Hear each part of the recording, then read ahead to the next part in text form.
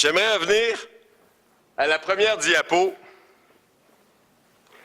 C'est intéressant de constater que les apôtres, dans le Nouveau Testament, avaient à cœur de répéter et de répéter et de répéter sans cesse les mêmes choses. À l'envers, à l'endroit, par en haut, par en bas, au travers, Pierre, Paul, Jean et compagnie répétaient constamment les mêmes choses et revenaient constamment à ce qu'on pourrait appeler les éléments de la foi, à la vie élémentaire de la foi chrétienne. Vous êtes d'accord avec moi? Et ça tient sûrement au fait que le cœur humain est particulièrement imprévisible et trompeur. Il y a des choses qu'on n'apprend jamais ou qu'on apprend avec le temps. Quand j'étais jeune, c'était le bol de toilette. À chaque fois que j'allais à la salle de bain et que ma mère passait après moi, j'entendais une voix dans la maison. « Ghislain! Le bol de toilette! » Et elle le répétait constamment. Entre l'âge de 9 ans et l'âge de 18 ans, j'ai entendu ça pendant 9 ans. Il aurait fallu que je sois chrétien, semble-t-il, pour savoir qu'il faut baisser le siège après l'avoir levé. C'était simple pourtant. Puis à chaque fois que j'oublie de le descendre, à l'âge de 46 ans, je regarde le bol puis je me dis, je me souviens de toi. Et comme chrétien, c'est la même chose. Comme chrétien, c'est la même chose. On apprend des choses, on est touché, on est transformé par ces choses-là. On voit la gloire de Dieu dans nos vies qui nous transforme, qui nous donne un cœur pour aimer, pour vivre une vie différente. Mais soudainement, qu'est-ce qui peut arriver? Le cœur oublie. Le cœur oublie et soudainement, les choses deviennent confuses, moins claires. Le cœur a constamment besoin d'être ramené aux choses élémentaires. Et j'ai la conviction que si dans notre assemblée, on s'appuyait à faire de façon constante les choses élémentaires, il y aurait des miracles d'une envergure incroyable dans cette salle, et dans cette ville, et dans cette province. Élémentaire, mon cher. 3 éléments de la nature qui sont assurément élémentaires, indispensables. La lumière, l'eau, puis celui que vous ne voyez pas dans le coin, là, c'est le sel. On ne peut pas vivre sans eau, on ne peut pas vivre sans lumière, et on ne peut pas vivre sans sel. Et ça vous rappelle probablement les paraboles et les enseignements de Jésus, n'est-ce pas? Et on veut tous, en 2015, avoir une vie abondante. D'ailleurs, Jésus nous l'a promise. Venez à moi et je vais vous la donner. Venez à moi et je vais vous combler. Mais encore faut-il le désirer. Encore faut-il s'y attacher. Dans les 3 prochaines semaines, à commencer par aujourd'hui, on va prendre le temps ensemble de réfléchir sur les éléments de la foi chrétienne au travers justement des éléments qu'on retrouve dans la nature. Ce matin, on va parler de l'eau. La semaine prochaine, du sel. Et dans 2 semaines, on va parler de la lumière. Et ma direction pour l'Église, ce matin, c'est que vous preniez très au sérieux ce que l'Esprit et la parole va nous enseigner pour sortir d'ici et le mettre en pratique. Prendre la décision en tant que congrégation de mettre en pratique ce qui est enseigné le dimanche matin. Est-ce que vous êtes avec moi? Si on ne vient pas ici pour mettre en pratique ce qu'on apprend, on a délaissé ce qui est élémentaire. On a délaissé ce qui est essentiel. Et ce que je vous enseigne ce matin, vous allez voir, c'est pas des choses miraculeuses, c'est des choses qui sont simples, mais combien importantes. Le titre de mon message, la soif de Dieu. Est-ce qu'il y en a ici qui ont déjà eu une soif, mais une vraie soif? comme le gars qui est là, en train de ramper sur le sec sol du désert. Est-ce qu'il y en a qui ont déjà eu une soif telle que votre langue s'est attachée à votre palais? Levez donc la main ceux qui ont déjà eu une soif comme celle-là. Tu sais, une vraie soif. OK, et qu'est-ce que tu fais quand tu bois de l'eau après avoir eu une telle soif? Ah! Tu fais ah! Est-ce qu'il y en a qui ont soif dans la salle en ce moment? Est-ce qu'il y en a qui se disent hey, j'aurais dû boire de l'eau là, avant de revenir pour la deuxième partie? Oui, hein? Il y en a, hein? J'en ai pas pour tout le monde, mais...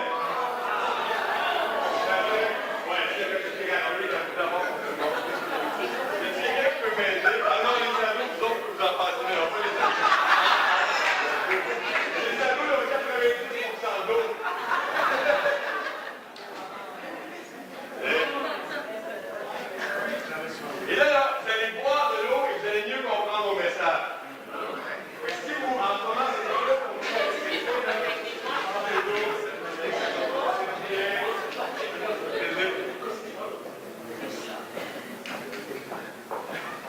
la soif d'eau est en fait un des désirs les plus puissants chez l'homme.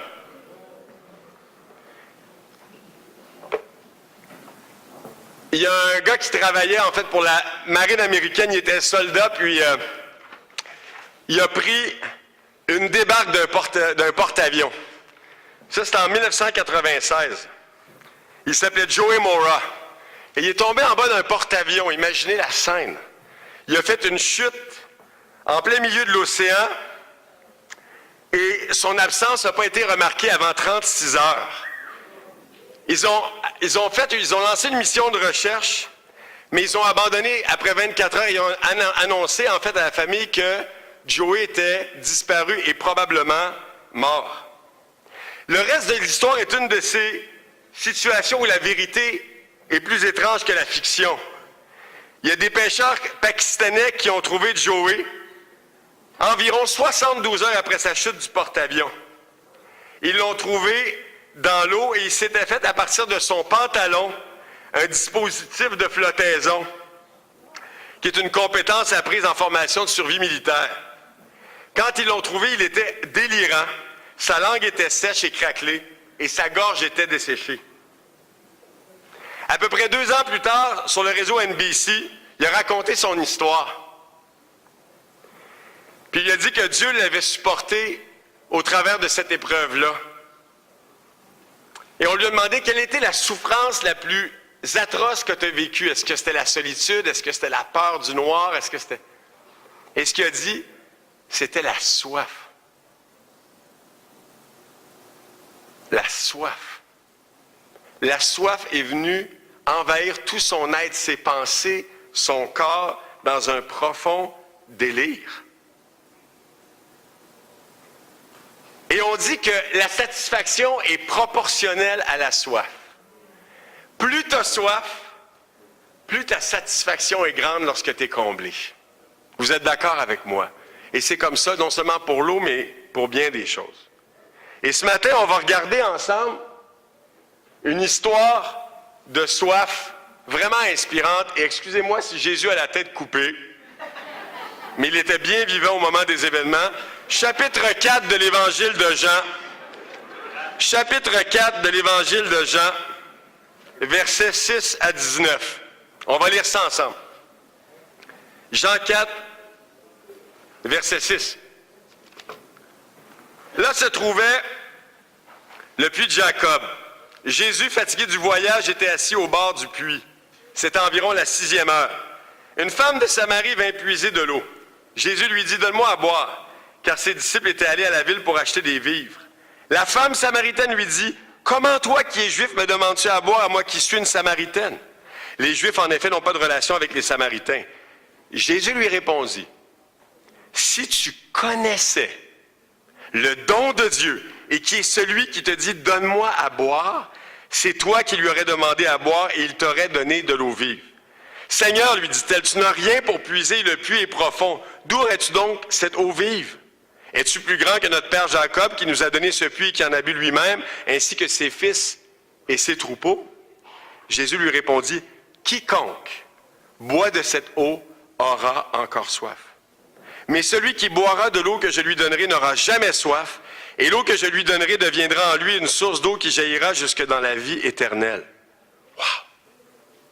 La femme lui dit, « Seigneur, donne-moi cette eau, afin que je n'ai plus soif et que je ne vienne plus puiser ici. » « Va, lui dit-il, appelle ton mari et reviens ici. » La femme répondit, « Je n'ai pas de mari. » Jésus lui dit, « Tu as bien fait de dire, je n'ai pas de mari, car tu as eu 5 maris, et celui que tu as maintenant n'est pas ton mari. En cela, tu as dit vrai. » « Seigneur, lui dit la femme, je vois que tu es prophète. » On voit ici l'histoire magnifique de Jésus qui est animé par une compassion incroyable, après une longue marche. Et cette femme-là aussi avait fait une longue marche, parce que pour se rendre à un puits, généralement, hommes et femmes devaient marcher sur le sable, dans la chaleur du jour, quand ils n'y allaient pas le matin ou le soir. Le voyage lui-même était fatigant. Et revenir avec la cruche pleine d'eau l'était tout autant. Et Jésus rencontre cette femme-là et voit le fond de son cœur. Il voit sa vie. Il est profondément touché par son existence et par sa détresse.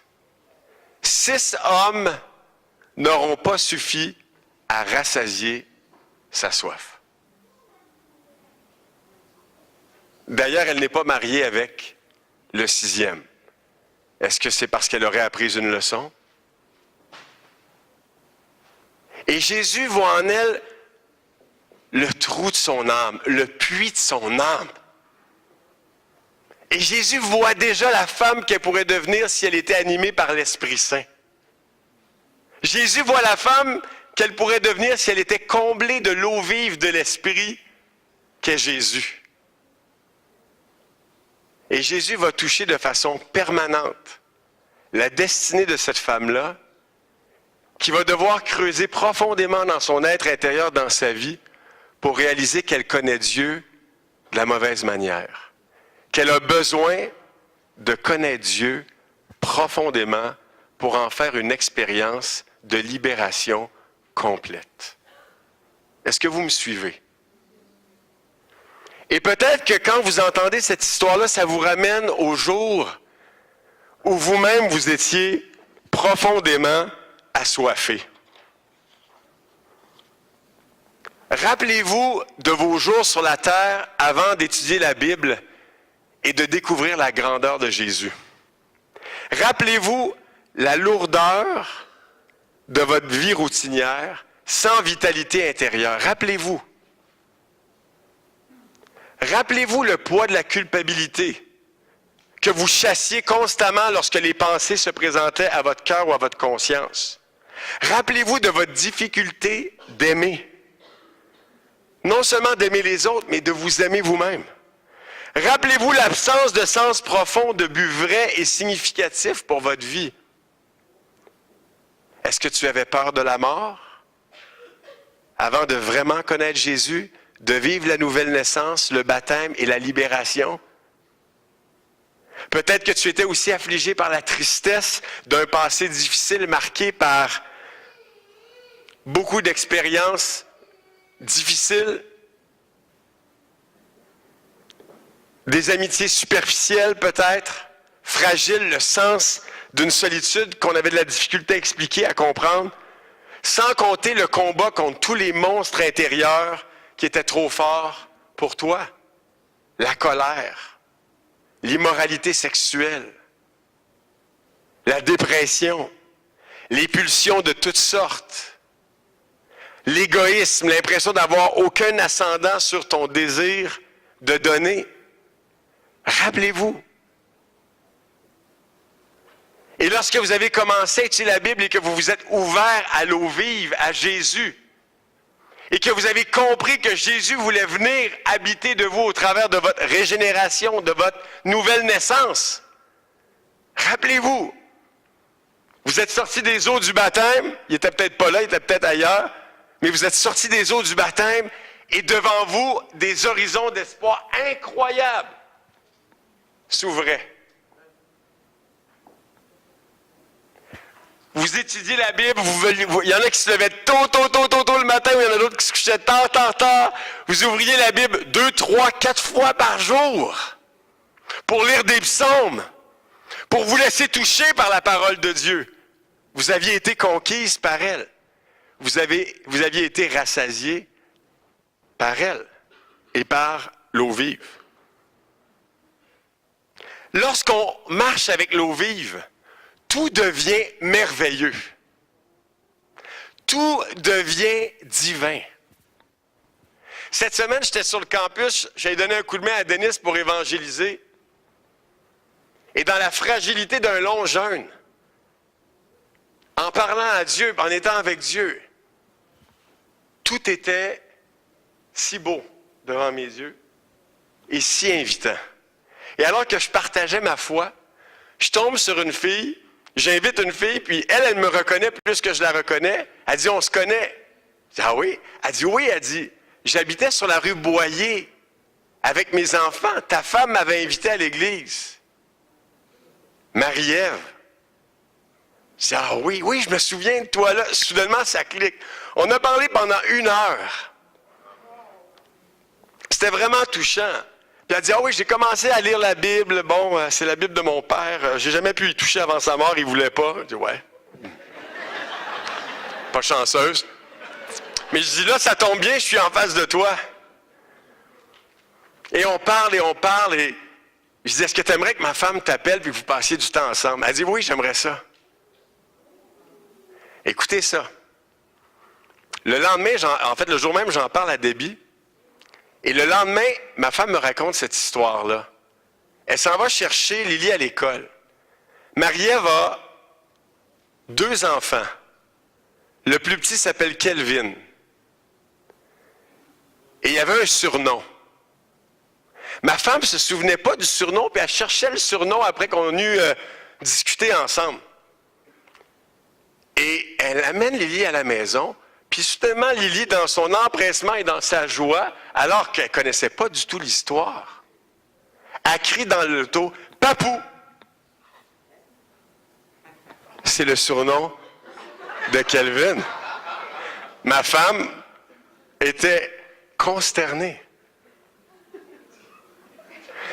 Dieu veut venir nous toucher dans l'émerveillement de la vie si on est prêt à marcher avec lui et à voir avec ses yeux. Pas plus tard que vendredi, j'ai rencontré un de mes anciens étudiants à qui j'avais enseigné en 3e année en Sciences Po. Il était dans la fameuse histoire du printemps érable. Il est allé en prison à cause de ses convictions. Et je l'avais eu comme étudiant, on avait eu des bonnes discussions. J'avais commencé à étudier la Bible avec lui, puis c'était difficile. Et là, soudainement, je le retrouve. Parce que je marchais avec Dieu et que j'étais dans la joie de Dieu, pour moi, c'était pas anodin. Il avait maigri, queue de cheval. On se parle, puis il me regarde, puis il me dit, « Écoute, Ghislain, j'en ai vu de toutes les sortes. » Puis je réalise que même dans les mouvements révolutionnaires étudiants, même là où les idéaux sont les plus grands, l'orgueil pour s'élever par-dessus les autres, le mensonge pénètre de façon tellement profonde l'ensemble de ce milieu-là. Il me regarde et il me dit, il y a juste Christ qui peut changer quelque chose. Est-ce que ça vous rappelle des souvenirs? Est-ce que ça vous rappelle votre propre conversion? Est-ce que vous avez ce matin la même passion? Est-ce que vous êtes animé par cette même eau vive? Diovan, qui est baptisé, paraît-il. Médecin, otorhinolaryngologiste, chirurgien à Cuba. Homme doté d'une grande passion, d'une grande intelligence. Il est arrivé ici assoiffé. Après avoir vécu des choses vraiment intenses à Cuba, que je préfère garder sous silence parce que c'est ça lui appartient. Et quand il a commencé à lire la Bible, à étudier la Bible, parlez-en à Matthieu, parlez-en à Ravière, Pinzon, Ravière Segura, son cœur s'est ouvert. Et sa soif s'est mise à grandir. Puis là, il réalisait que oui, j'ai beau guérir les gens physiquement, mais le monde souffre terriblement. Et je voyais sa soif. Et ce qu'on espère, c'est qu'après la conversion, le cœur va demeurer assoiffé. Regardez avec moi en Jean chapitre 7, verset 37. Jean 7, 37.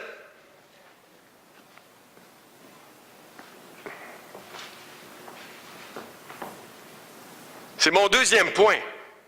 À quel puits vas-tu pour boire? Le dernier jour, le grand jour de la fête, Jésus debout s'écria, « Si quelqu'un a soif, qu'il vienne à moi et qu'il boive. Celui qui croit en moi, des fleuves d'eau vive couleront de son sein, comme dit l'Écriture. » Il dit cela de l'Esprit qu'allait recevoir ceux qui croiraient en lui, car l'Esprit n'était pas encore donné, parce que Jésus n'avait pas encore été glorifié. Les Juifs fêtaient en grande pompe la fête des huttes. Et ils se rendaient tous à Jérusalem pour célébrer. C'était une grande fête. Les gens dansaient, les gens chantaient, ainsi de suite. Et c'était une célébration, une des 3 fêtes les plus importantes dans le calendrier juif. Et vers la fin de la fête, une coutume qui a été instaurée après Moïse, c'est que le souverain sacrificateur prenait une cruche en or et allait au réservoir de Siloé pour puiser de l'eau. Il l'apportait, il le déversait sur l'autel des sacrifices. Et à ce moment-là, les gens se réjouissaient et disaient « Avec joie, vous puiserez l'eau provenant du puits du salut », citant Ésaïe le prophète. Et c'est à ce moment-là que Jésus s'est levé et avec une voix pénétrante, claire, passionnée, il a affirmé, « Si quelqu'un a soif, qu'il vienne à moi pour boire, et je lui donnerai la vie. » Jésus voyait en fait que ces hommes et ces femmes qui pensaient bien faire et le faisaient avec cœur, lorsqu'ils retournaient à la maison, ils avaient les mêmes défis dans le cœur, les mêmes faiblesses, les mêmes luttes intérieures. Probablement plusieurs incapables de se sortir de l'impuissance du rituel pour vraiment vivre une vie abondante. Et Jésus voyait les gens et disait, « Wow, si vous saviez ce que Dieu peut vous donner, vous viendriez à moi en courant. » Et avec la vie chrétienne qui avance, mes frères et mes sœurs, on devient plus riche en biens. On peut s'acheter des vestons, des maisons, des voitures. Quand je suis devenu chrétien en 1998, la moyenne salariale de l'Église devait être pas mal basse. Mais les gens, les disciples avaient comme salaire, en fait, les vagues de l'Esprit dans leur cœur. C'est ce qui m'a touché, c'est ce qui m'a conquis. Et le grand défi pour nous, c'est de réaliser qu'il n'y a aucun puits offert par le monde, mais aucun qui peut nous libérer, aucun qui peut nous satisfaire. Ni ta job, ni ton auto, ni ta blonde, ni ton mari, ni ta femme, ni tes enfants. Dieu ne promet aucune de ces choses. Qu'est-ce qu'il promet? Il promet une vie intérieure incroyable, une transformation de l'être incroyable. Est-ce que vous me suivez? Regardez avec moi en Deutéronome chapitre 6, pendant que je cours vers ma conclusion, si c'est possible. Deutéronome chapitre 6, versets 10 à 12. quand l'Éternel, ton Dieu, te fera entrer dans le pays qu'il a juré à tes pères, Abraham, Isaac et Jacob, de te donner, avec de grandes et bonnes villes que tu n'as pas bâties, des maisons pleines de toutes sortes de biens et que tu n'as pas remplies, des citernes creusées que tu n'as pas creusées, des vignes et des oliviers que tu n'as pas plantés, et lorsque tu mangeras et te rassasieras, garde-toi d'oublier l'Éternel qui t'a fait sortir du pays d'Égypte, de la maison de servitude. La parole parle de qui ici? La parole parle de nous. La parole parle de nous. On a été sortis d'Égypte. Dieu nous a comblés. Et nos cœurs sont si facilement entraînés vers d'autres puits que le puits du salut. On oublie la puissance de Dieu dans nos vies. On oublie la puissance de la parole. On oublie l'importance de retourner dans les Écritures, de manger la parole, de prier avec ferveur, de faire des petits pas de foi pour la mettre en pratique.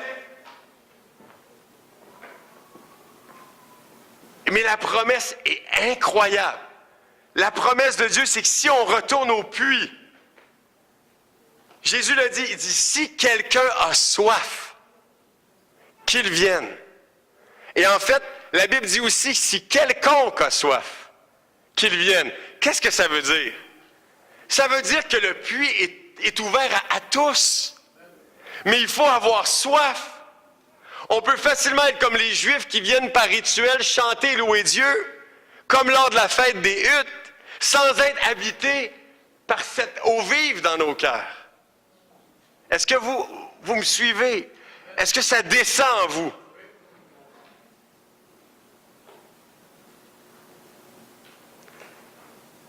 Il ne s'agit pas, comme le disait Edna tantôt, de faire son petit quiet time religieux, traditionnel. C'est pas ça. Marcher avec Dieu, c'est se coller à sa parole, c'est s'ouvrir l'âme, c'est parler à Dieu, c'est chercher à aimer. Et cette expérience-là transforme tout. Le soleil n'est plus seulement un soleil. C'est comme, wow! Les saisons, yes, l'hiver! Mon amitié avec qui t'es beau! Ma femme, ma femme! Je l'aime tellement. Je la regardais ce matin et je dis, wow, t'es la plus belle.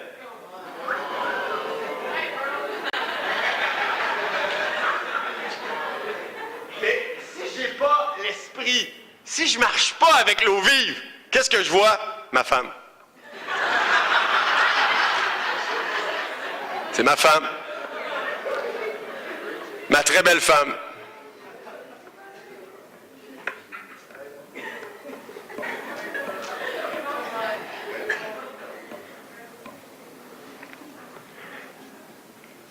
« 2015 commence.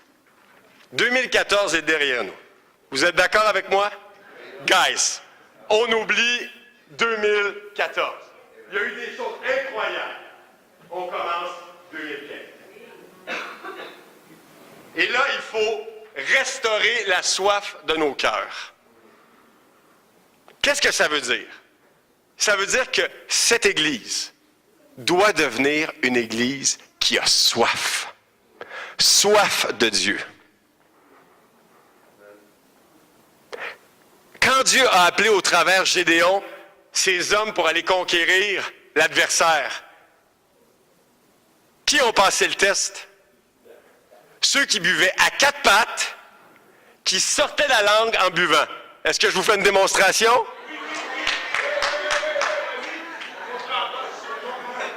Faut-tu que tu aies soif? Faut-tu que tu aies soif? 1 heure dans la parole? Par jour? Des chants? Des jeûnes? Des temps de prière avec les frères et les sœurs? D'ouvrir le cœur, sortir le mauvais. On va en parler la semaine prochaine. Mais il nous faut restaurer cette soif. Une Église qui n'a pas soif est une Église qui est morte, qui meurt. Tu as beau avoir été baptisé il y a 5 ans, 10 ans, 15 ans, si tu n'as pas soif depuis un certain temps et que tu as l'impression que ton cœur ratatine et que ton âme se referme, c'est que tu es en train de mourir spirituellement. Il n'y a pas d'autre mot. Et je m'adresse ce matin particulièrement à l'Église. Évidemment, si vous êtes invité, c'est ma passion.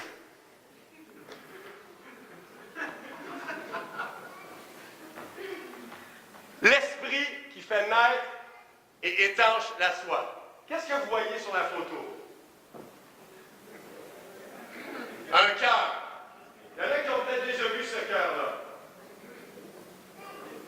Il y a une épée qui pénètre le cœur. Évidemment, si vous ne voyez pas les ailes, buvez un peu plus d'eau. La Bible enseigne que la parole de Dieu est l'épée de l'Esprit. Qu'est-ce que ça veut dire? Éphésiens chapitre 6. Ça veut dire que quand on laisse entrer la parole en nous, même si au départ c'est dur, même si au départ la parole glisse sur ton cœur, tu la lis et ça ne rentre pas. Si tu te mets à genoux, si tu pries, si tu plonges tes regards et que tu demandes à Dieu d'ouvrir ton cœur, l'épée de l'Esprit va faire un trou dans ton cœur. L'épée de l'Esprit va venir percer ton cœur. Et qu'est-ce que tu vas faire après ça? Tu vas faire « Ah! » Et là, tu vas réaliser que tu as vraiment, mais vraiment soif. Et si ton cœur s'est fermé, ou si ton cœur, t'es invité, n'a jamais été exposé à l'Écriture, si tu n'as jamais pris le temps de vraiment aller au fond des choses, prends le temps de te laisser toucher, convaincre, travailler par cette parole de vie qui transforme la vie des hommes et des femmes. On a parlé de notre vision 2020, mais aujourd'hui, on a les pieds en 2015. Et voici un défi pour toute l'Église. C'est une direction pour l'Église. Ce n'est pas une suggestion. Amen. Ce n'est pas une suggestion. C'est une direction pour l'Église. Voici la direction. Chaque disciple doit construire sa soif, minimalement en passant 45 minutes par jour dans la parole et en prière. Minimalement. Pour commencer. 45 minutes. Parce que moins que ça, tu lèves ta tête au ciel, tu ouvres la Bible, tu te prépares un peu, tu lis 4 versets, tu pries 3 minutes, puis c'est terminé. La direction pour l'Église, c'est qu'on va reconquérir notre soif ensemble. Et pas à pas, ensemble, pas à pas, on va voir la gloire de Dieu dans l'Église. Mercredi soir, lors des mi-semaines, vous allez déjà commencer à parler de ce que vous vivez avec votre Dieu, à partager vos découvertes, ce qui vous inspire, ce qui vous travaille. On va avoir un temps de partage incroyable par mi-semaine, mercredi. Et dimanche prochain, on va se retrouver pour parler du sel cette fois-ci. Et ensemble découvrir, après l'eau, le pouvoir incroyable du sel spirituel dans nos vies. J'espère que ce matin, vous n'êtes pas intimidés par mon enseignement. Je vous parle de ma passion, vous me connaissez. C'est ce que je suis. Mais j'ai la conviction qu'étant un homme, comme tous les autres hommes, faible, fragile, vous pouvez vous identifier à moi dans votre fragilité.